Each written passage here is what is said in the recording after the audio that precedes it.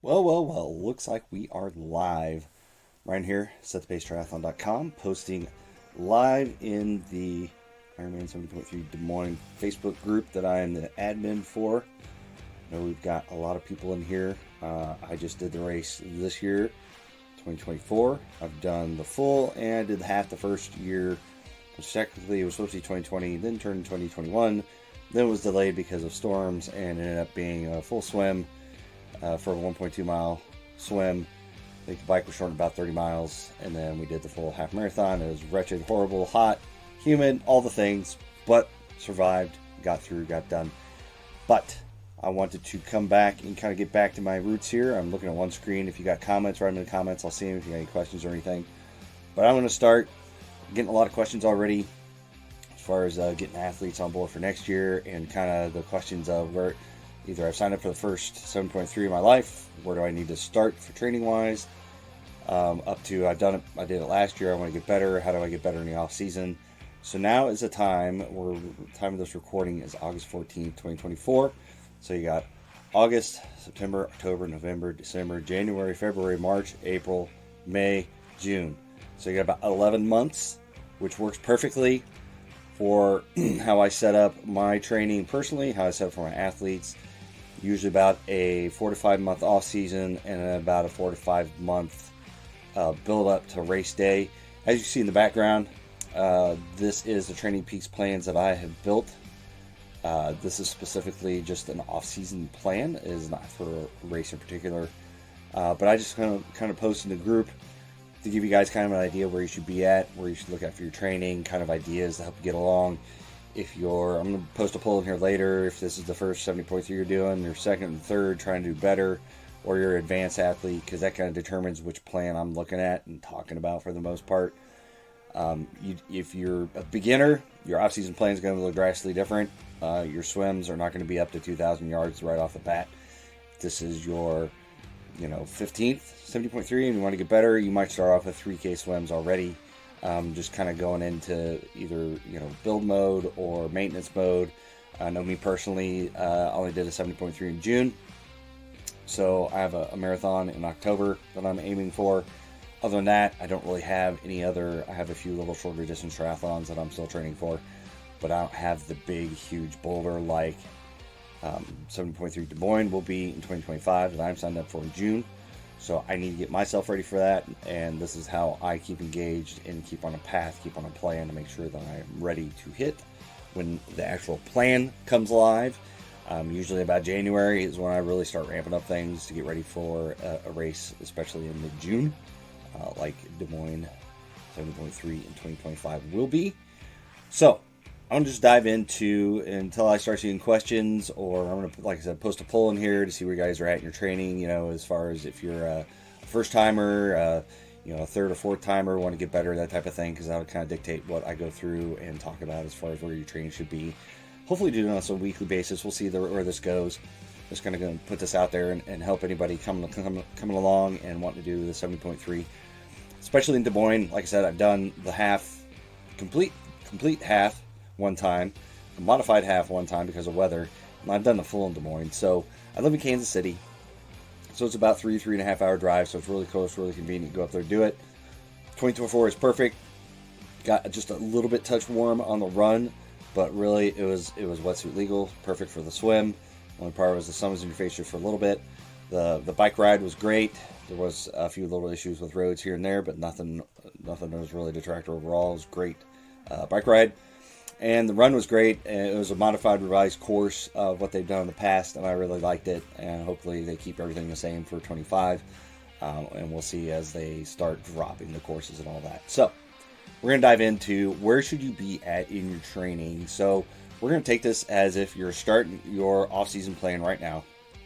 Maybe you've got a modified, maybe we could talk down the line of, I'll post links to training plans as far as off-seasons in Des Moines. I've got off-season for beginner, intermediate, advanced athletes, and then a 7.3 Des Moines plan for beginner, intermediate, advanced athletes. So I'll drop those in the comments if you want to look at those plans.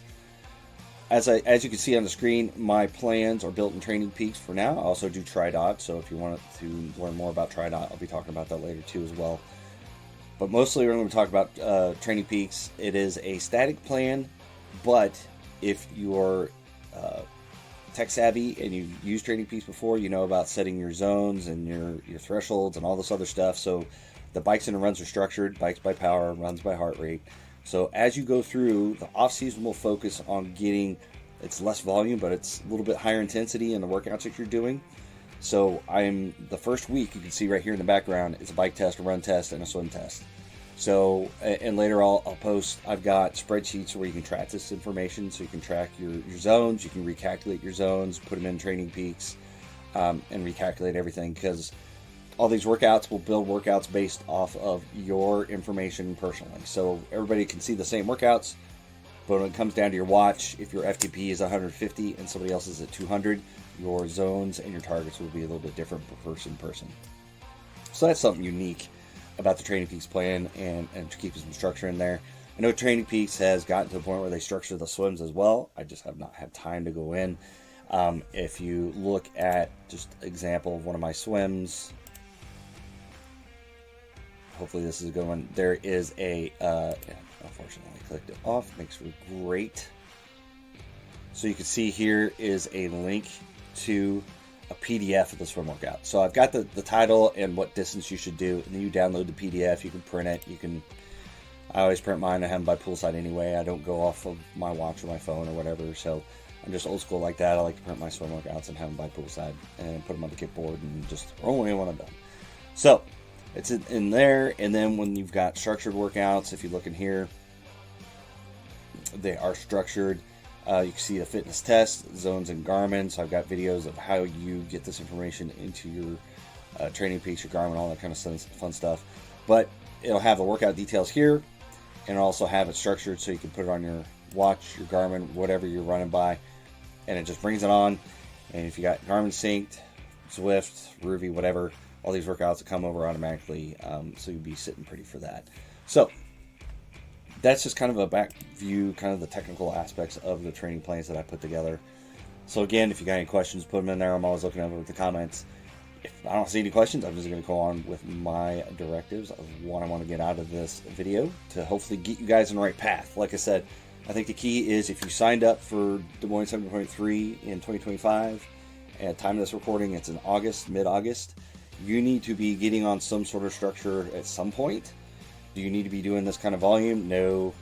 Especially 10 months out or so, especially if you're coming from couch to half Ironman, should be doing something structured, even though we're like 10, 11 months out. Should be doing something structured. So hopefully, if you're not doing anything, at least grab an off-season plan, either for me, somebody else, try it out, wherever you're going to go, and do something to start getting into kind of a habit of doing some workouts and getting the body moving and that type of thing. But as you can see here in the background here, I pulled up intermediate off-season plan, so it might be a little advanced if you're coming from like a sprint. You're going to do a half Ironman next year. This might be more suited if somebody's done 1 or 2 half Ironman races and want to get a little bit faster over the winter or something like that. So this gives you at least a good starting point to start doing something and have some sort of plan in place. 10 months out, I'm not saying that you have to be like race fit ready in a month or two, but this will get you there, or get you in a place to where that you can hit the actual race specific training plan at a good pace. Because the way mine are structured, the off-season plans are about 20 months, so it's about 20 weeks, so that's about 5 months, and then my race specific plans are about 5 months, so that's your 10 months right there. So if you start into an off-season program right now, even if you're not hitting them all the workouts, you're at least doing 2 bikes, 2 runs, 2 swims a week or something like that and getting into it. Don't be intimidated by what you see on the screen. You're like, oh my gosh, that's a lot. I'm already doing 2K in the pool in one workout. Don't worry about it. If you get in there and you're like, I tried the bike test, it was horrible, it was miserable, at least do one. Especially in the off season, you want to be upping your fitness and testing, and then changing your zones according to as you've gained fitness, especially if you're not used to doing kind of a structured program. You'll see jumps in your fitness early in the program. So I like to have people do the workouts, test their fitness, and then re-up that. TriDot is similar in that as well, as they have their assessment weeks where they go through and they do the same thing, automatically updates and that type of thing. So I'll get into the TriDot a little bit later on, but like I said, this is more specific, and I'll talk about training peaks and plans I built in there. So background, this is kind of where you should be at. Is you either, this is an intermediate plan. I'll go show you my other plans I've gotten there for off season. So this is more intermediate. You've done maybe a sprint, maybe you've done Olympic, or maybe done a 7.3 already. So these distances shouldn't be too foreign to you. To go in there and do these fitness tests might be a little different. Like I said, you can click on each one of these. The swim test has a printed sheet you can take to the pool and do. The run test and the bike test are structured so you can run them in like Zwift or Ruby for the bike. You run it on your Garmin, smartwatch, Polar, whatever, Suunto, whatever you're using for your run test, and have it record the data, and you can go back there and analyze the data and put it in. And like I showed you before, you can pull up those tests and it'll show you videos of how to update your zones and all that kind of stuff. So I just want you to make sure that at this point in time, being about 10, 11 months out, definitely want to have some sort of structure plan in place to where you're getting out there, you're doing the rides and runs. We're doing a 40-minute run, and this is an intermediate off-season plan, and then a 45-minute bike ride. The max you're doing is like an hour on the weekend. So for me, like I said, I'm training for a fall marathon, so I'm doing a little bit more in the running category, but my bike rides aren't drastically that much different. Maybe I'll go for a couple hour rides during the week, and maybe I'll do like a 2-hour trainer ride on the weekend or something like that. For me, that is a little bit more dialed back than typically I would be, but I want to give you a good idea where you should be at. So as you can see, I did want to show you this part. So as you get into your, and this makes for great entertaining live video when the plan won't pull up, and it just, I don't know what's going on. It's too much for the old computer to handle. So as you get into your off-season program, you'll find the workouts will be progressively more and more difficult, which is lower volume but higher intensity in those shorter workouts to stimulate, your FTP gain, your thresholds, and everything like that. And then once we get in a race-specific plan, then we're kind of stretching that over long distances is how I go about training and setting up my training programs. Similar, that is how TriDot also does that. So that's why I'm a proponent for TriDot. I've gone through and I've used myself as an athlete, and I've also coached through it, and I like their programs, and it's very similar to how I would structure programs as well. So I'm very comfortable with suggesting TriDot. But I did want to point out, so 4 or 5 months into the off-season program, you're getting towards the end. You're doing some, your last testing before you roll into a program. So notice, an hour and 45-minute bike ride is kind of longest in a 10-mile run. So I just want to keep you aware of that. So if you roll right into a race-specific program, you notice that the longest bike ride is an hour and 10 minutes. So you might not be exactly matching up, and it's also good after that off-season program, maybe to take a week or two to where you're doing a lot lower volume and everything. Just let that fitness soak in. Because this is a 20-week program for these race-specific plans, so then you will roll into more fitness, start stretching things out. Because the next week, like I said, for an intermediate plan, you roll into an hour-and-a-half bike ride. So don't get too bent out of shape about that. So I do want to point this out. So I've got, like I said, beginner, intermediate, and advanced plans for off-season. So if you're picking a beginner plan, just be aware that you may roll into a little less distance by the end. But if you do a beginner off-season plan, an intermediate 70.3 plan, it might not match up well there at the end. I'll go over that more specifically once we start getting into. I'll probably post on this maybe like once a week, every other week. So we'll see how this goes, see how much interest there is. If you want to keep this going, kind of a good check-in point. But let's roll it back to where you should be at this point in time. Let's go back to week 1, back where it all started. Broadcasting live is soaking up my bandwidth, man. So, as you see, this is kind of where you're at. We're doing 2K max swims, doing a 6-mile run, and an hour and 5-minute bike ride, longest that you're doing for the week. So, really, this is where you kind of should be at if you want to follow a true off-season program. You can do a little bit more, a little bit less, whatever. Like I said, the important part is to get on a plan and really get ready to get in a structured program to get ready for your race. So whether you're doing it for the first time, doing 7.3 for the first time, making that your first triathlon, or you're doing intermediate distance or intermediate fitness level, and you've done one before, you want to do a little bit better, sharpen the pencil, or you're an advanced athlete, and you're like, I really want to see how far I can take this. I've got plans for that too. So, but this is this is the intermediate plan.